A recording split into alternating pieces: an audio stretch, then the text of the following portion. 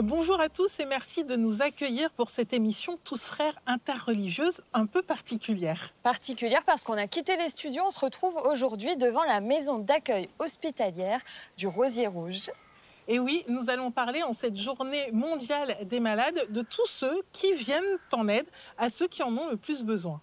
Exactement, et on va rencontrer Angéline et son mari qui sont venus de Wallis. On va rencontrer Charlotte qui les accueille ici au Rosier Rouge.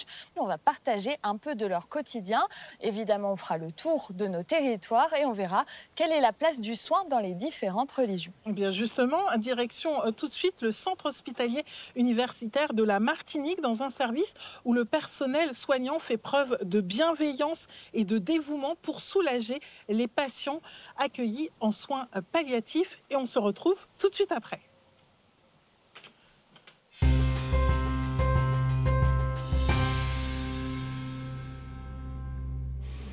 Allô? Oui, bonjour, c'est le docteur Poloma de l'équipe mobile de soins palliatifs. Premier déplacement pour l'équipe mobile de soins palliatifs, direction le service de médecine polyvalente. Le docteur Poloma et ses collègues ont été appelés pour un patient atteint d'un cancer digestif qui progresse. C'est un patient alors qui a 72 ans, qui a déjà un cancer connu, qui a refusé la chimiothérapie, qui a évolué sur son cancer. Et du coup, là, on veut voir un petit peu avec lui quel est son projet de vie pour la suite. Bonjour. Bonjour, monsieur. Bonjour. On peut rentrer? Le ventre qui fait mal toujours? Non. Un petit peu? Non, ça fait pas mal. D'accord. Et vous me montrez le ventre là, alors ça vous gêne? Non, c'est pour manger. Et pour montrer que le ventre est gros, est-ce que vous avez envie de rentrer à la maison? Oui, je veux rester. Ah, vous voulez rester? D'accord. Ok. Parce que vous vous sentez mieux à l'hôpital, il y a moins de douleur? Il y a moins de bruit. Avec le traitement, c'est mieux. Moins de bruit? Oui, parce que les enfants, Ah, il y a des enfants à la maison? ils sont jeunes. Après quelques examens médicaux et vérification du bien-être général du patient, Parce que là, je vous vois bien. c'est au tour de la psychologue d'intervenir. Précaution. Comment ça va aujourd'hui? C'est pas le petit. Dieu est toujours présent, vous avez dit? Dieu merci. Oui. Quand on voit comment vous étiez auparavant et maintenant, et malgré tout, Dieu vous aide à supporter ce qui se passe. Voilà. C'est votre foi qui vous soutient dans ces moments difficiles. Un malade qui garde encore espoir en sa guérison.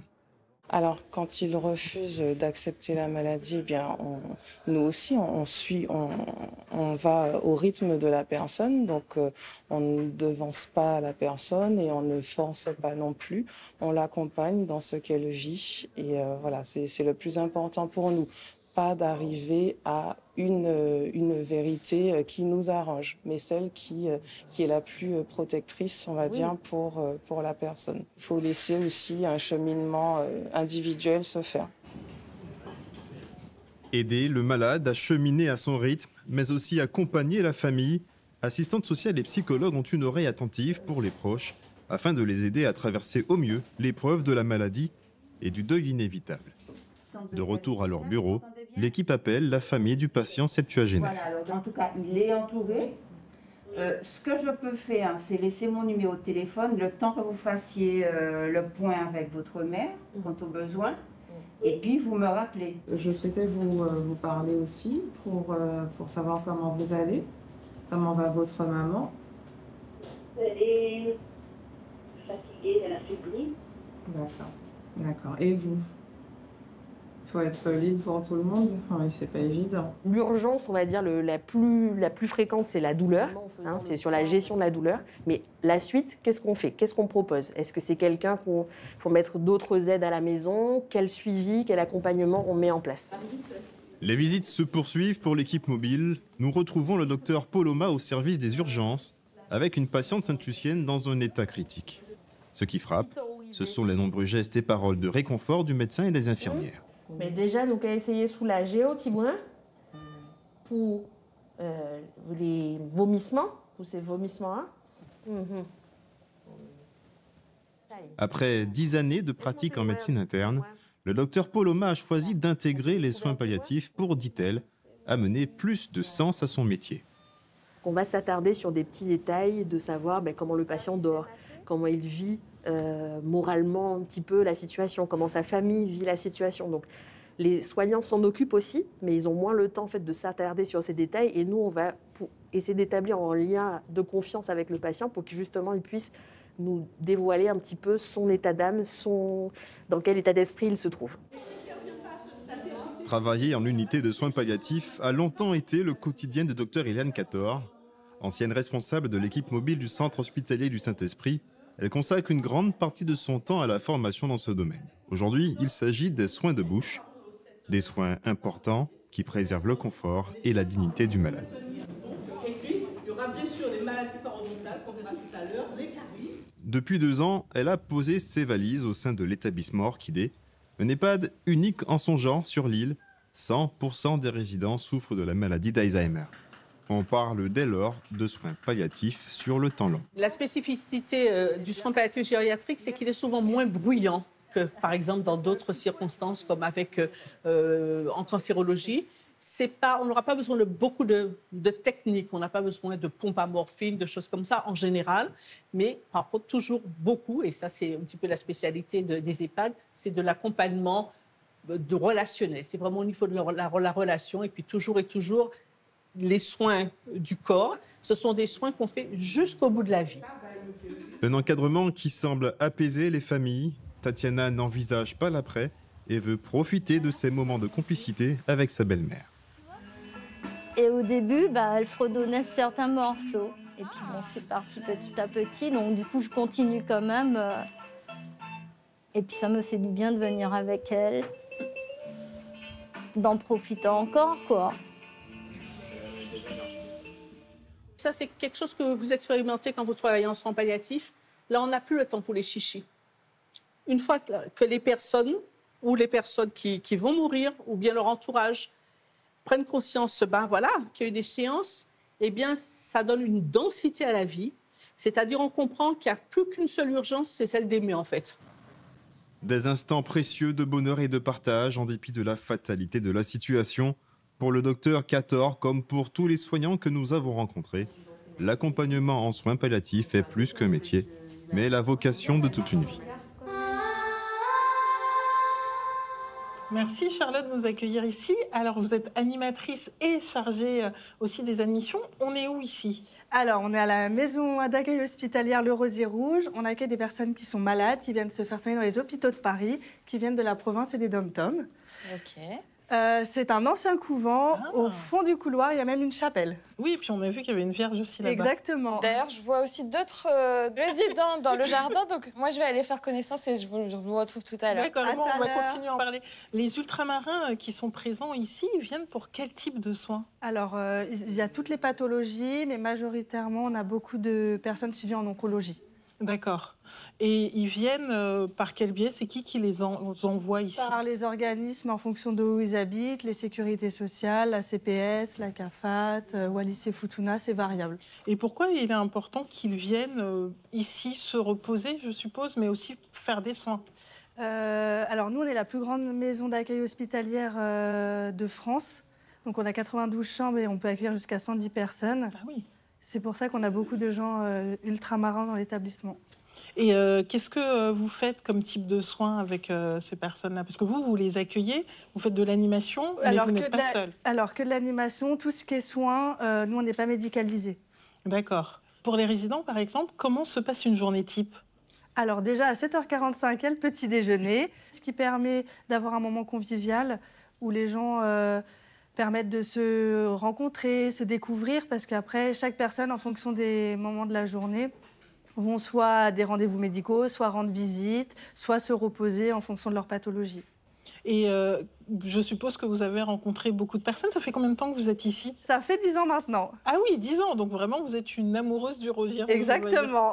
Et toutes les personnes que vous avez croisées ici, est-ce qu'elles ont des histoires particulières qui vous ont touchée?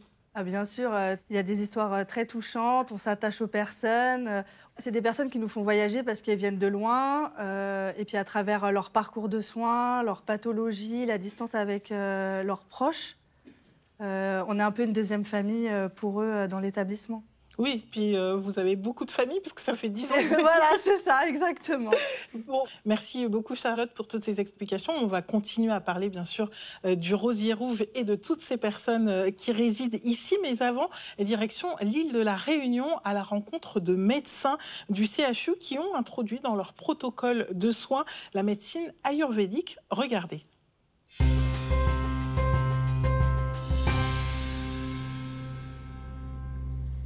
Autour de ce temple familial, des dizaines de plantes.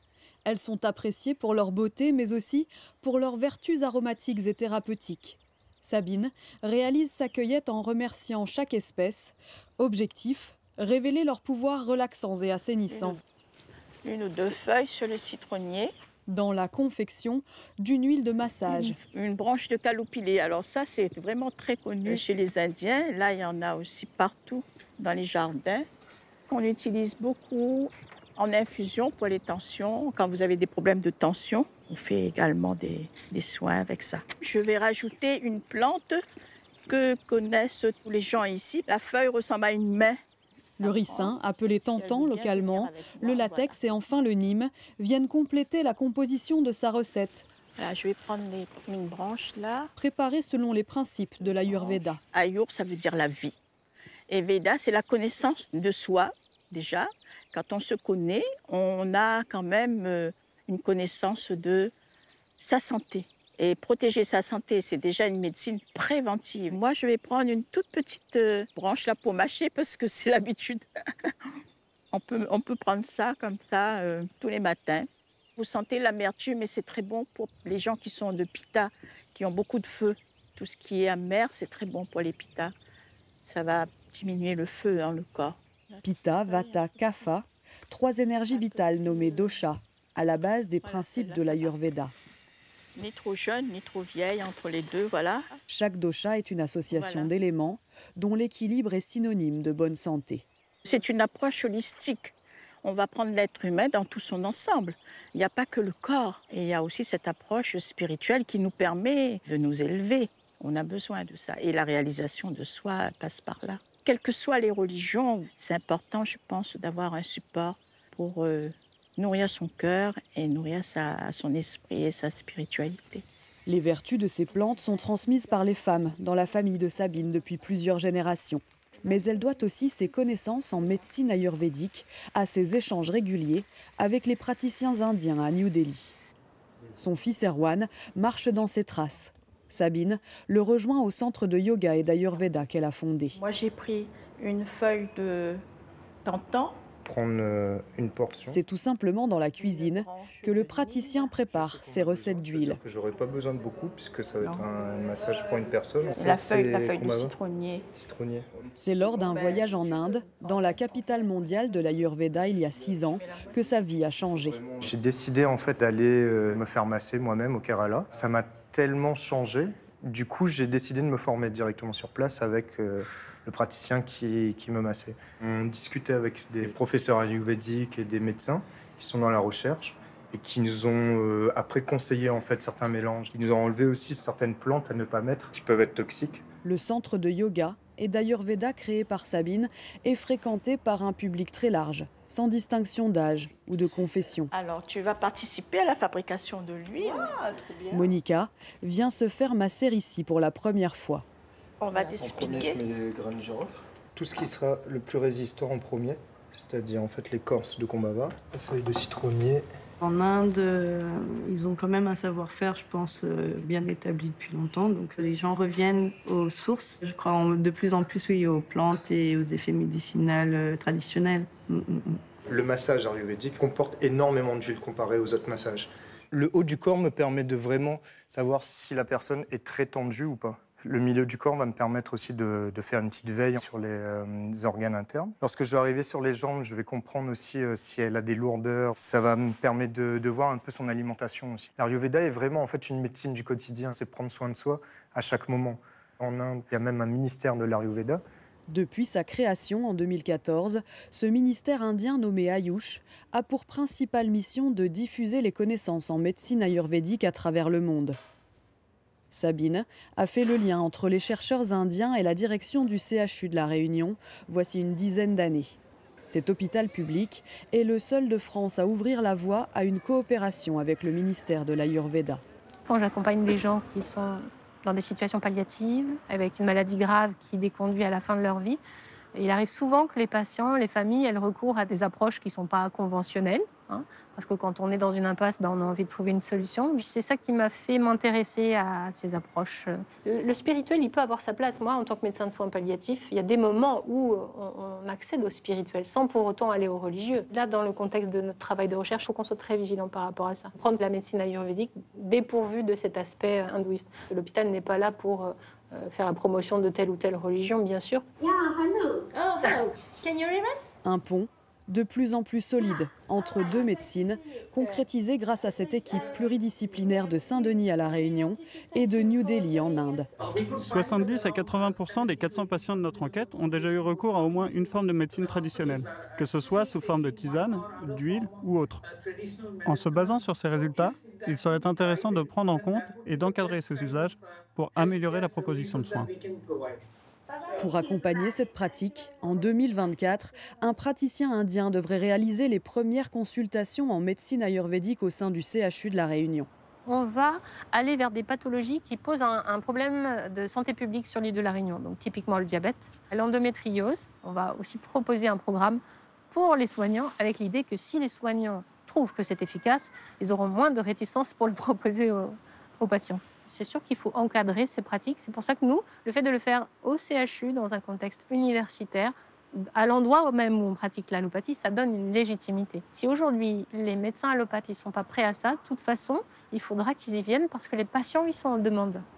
Grâce à cette coopération, la formation devrait s'étoffer à l'avenir et ainsi ouvrir encore plus grand les portes de l'hôpital à cette médecine traditionnelle, vieille de 5000 ans.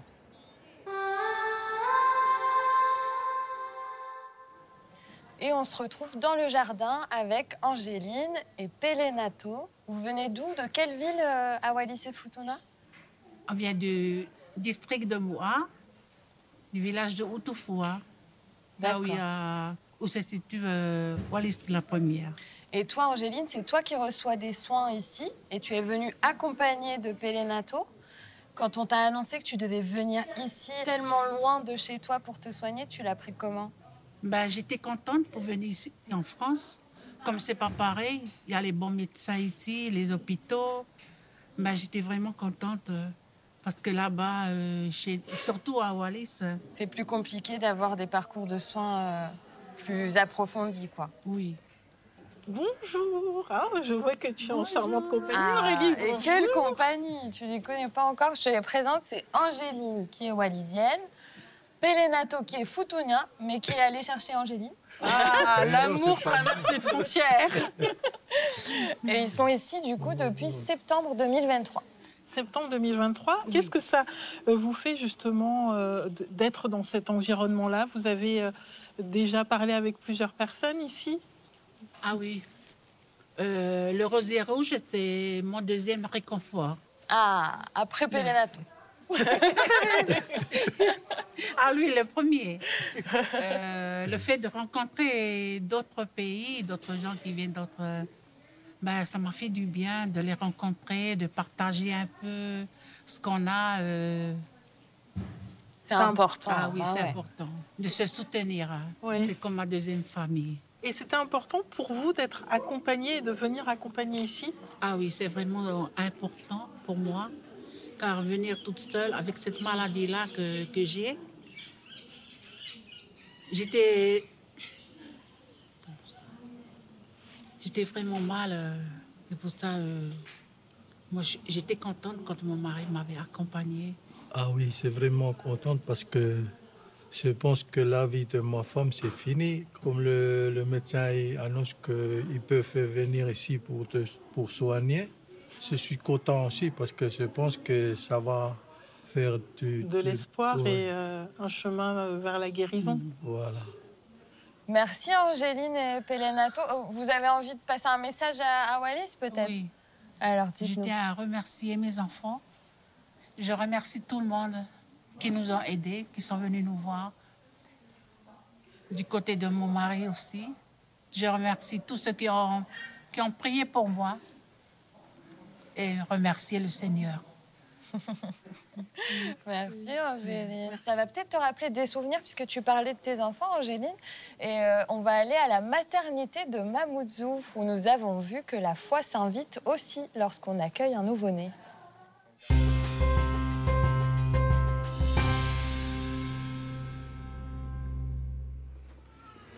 Ashhadu anna Muhammad Rasulullah. Ashhadu anna Muhammad Rasulullah. Hayya ala salat. À la maternité de Mamoudzou, un nouveau-né fait l'expérience de son premier contact avec la terre de manière tout à fait singulière. Il est accueilli par l'adhan, une prière murmurée par son père à son oreille droite, suivie de la ikama à son oreille gauche.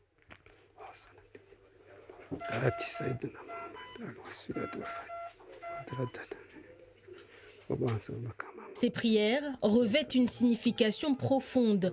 En plus de familiariser l'enfant à la religion, elle formule également des vœux bienveillants pour son avenir et lui offre une protection contre les influences néfastes.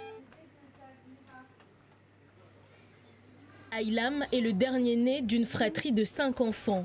Même si ce n'est pas son premier accouchement, pour Sandati, sa mère, cette prise en charge au sein de la maternité a été un soulagement.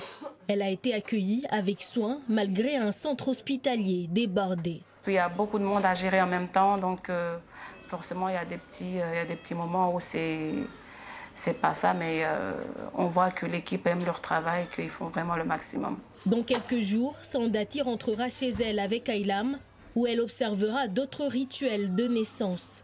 Pour une femme mahoraise, lorsqu'on accouche, c'est vraiment un moment où on est traité comme une princesse, je dirais, parce que ça soit si on accouche par césarienne ou normalement, ben, on a à peu près 40 jours où on reste sur le lit, à part nous occuper de notre bébé et de nous-mêmes. On nous fait à manger, on nous fait des massages, on nous fait des bains, on est vraiment chouchoutés, quoi. Donc c'est un moment vraiment particulier qu'on adore tout ça. Au sein du centre hospitalier de Mayotte, le service de néonatologie occupe une place cruciale dans l'attention et les soins accordés aux nouveau-nés. Malgré un sous-effectif chronique, une équipe médicale de plusieurs sages-femmes, d'infirmiers et d'aides-soignants veille avec dévouement au bien-être des bébés. Le docteur Abbas dirige le service de néonatologie depuis 11 ans. Ici, on est dans l'UF qu'on appelle communément la nurserie. Donc, c'est là où on accueille les nouveau-nés qui vont bien, qu'on réalise les soins de santé, les pesées des bébés, les bains, qu'on fait les prises de sang. Donc, tout se passe ici pour le nouveau-né. Parmi les naissances quotidiennes dans ce service, certains nouveau-nés ont besoin de soins particuliers. Le docteur Abbas est aussi l'un des pédiatres spécialisés en cardiologie et en néonatologie. Donc pour l'enfant qui va bien sûr, sa prise en charge se fera à la maternité, à maternité. Et pour tous les enfants effectivement qui vont mal et qui sont malades, qui ont besoin d'un suivi ou d'une surveillance spécifique, on va les transférer ici en médecine néonatale ou en réanimation néonatale pour leur surveillance.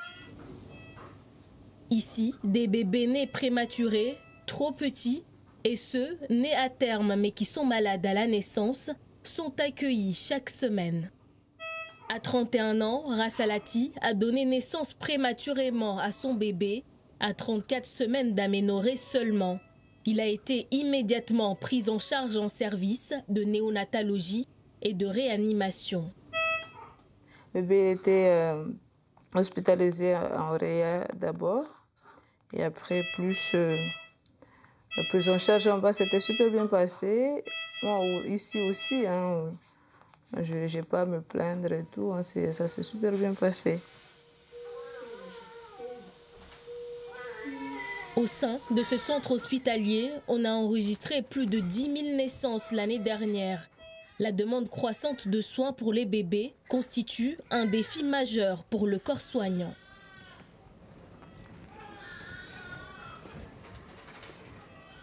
On sent parfois quand on rend l'enfant qui n'était pas du tout bien et qu'on arrive à le soigner correctement avec les parents, ben, on sent beaucoup d'émotions. On est quand même content, malgré que le travail est difficile, parce que, comme vous le savez, on a quand même beaucoup de bébés à Mayotte. Et c'est vrai qu'on se bat jour et nuit pour les sauver, pour prendre en charge ces enfants, pour, bien sûr, le bien des parents, mais aussi pour le futur de la société, parce que les enfants, c'est notre avenir, c'est eux qui viendront demain nous soigner. Et donc, si on ne les soigne pas bien, vous imaginez bien que c'est quand même mettre un peu en péril la société.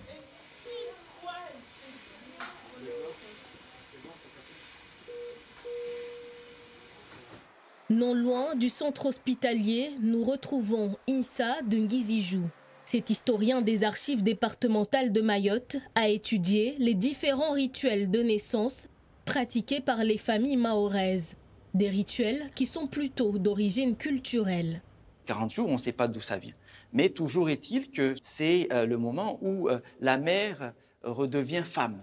C'est-à-dire qu'elle n'a plus entre guillemets, les blessures de la maternité. On va faire un petit repas avec un poulet bien cuisiné et la mère, symboliquement, va se doucher à la mère. Naître ici, c'est aussi devoir rechercher la bénédiction de la nature et de ses ancêtres. Même si la pratique se perd, l'enterrement du placenta a longtemps fait partie des coutumes mahoraises. On va symboliquement enterrer le placenta dans le cercle familial pour signifier à l'enfant qu'il est de la famille, mais aussi qu'il est du territoire où il est né.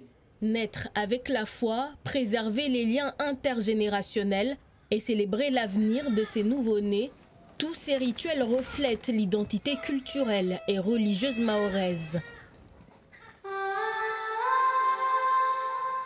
Je vous propose qu'on fasse tous ensemble un temps de prière, voilà, pour se tourner vers le Seigneur et la Vierge Marie qui est au milieu de votre jardin, de ce cloître. Au nom du Père et du Fils et du Saint-Esprit. Amen. Seigneur, nous te rendons grâce pour cette rencontre que nous vivons aujourd'hui, pour cette rencontre que vous vivez chaque jour ici au Rosier Rouge, pour ces liens de fraternité qui se tissent, pour ces regards et ces gestes d'amour faits les uns envers les autres. Donne-nous ton Esprit Saint pour être toujours plus unis les uns aux autres, pour être toujours plus remplis de ton amour et de ta joie, pour sentir que nous sommes tous tes enfants, tous frères et sœurs devant toi.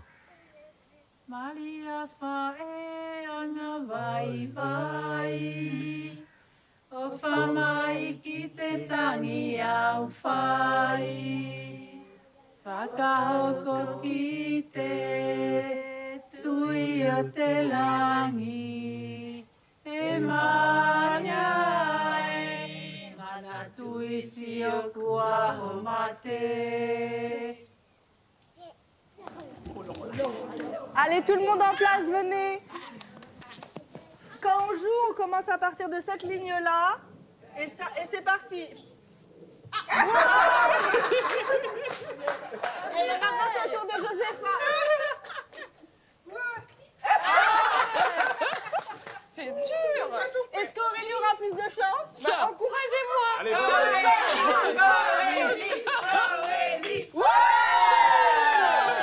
Du coup, elle a 7 points. Merci beaucoup. Maintenant, c'est à Jeanne. Pourquoi c'est tout? Ah, attends. Wow. Alors, j'ai combien? 3 plus 5? 8. Bravo. Bravo. Je suis fière de toi. Bon, la partie n'est pas encore terminée, mais merci à vous de nous avoir suivis pour cette émission un peu spéciale. Et merci aux familles, merci à l'accueil du Rosier Rouge. On a pu partager des super beaux moments. Ah, ça, c'est clair. Quoi qu'il en soit, vous pouvez nous retrouver sur les réseaux sociaux et on se dit à très bientôt. Bon, nous, on continue? C'est parti. Autour de Thierry.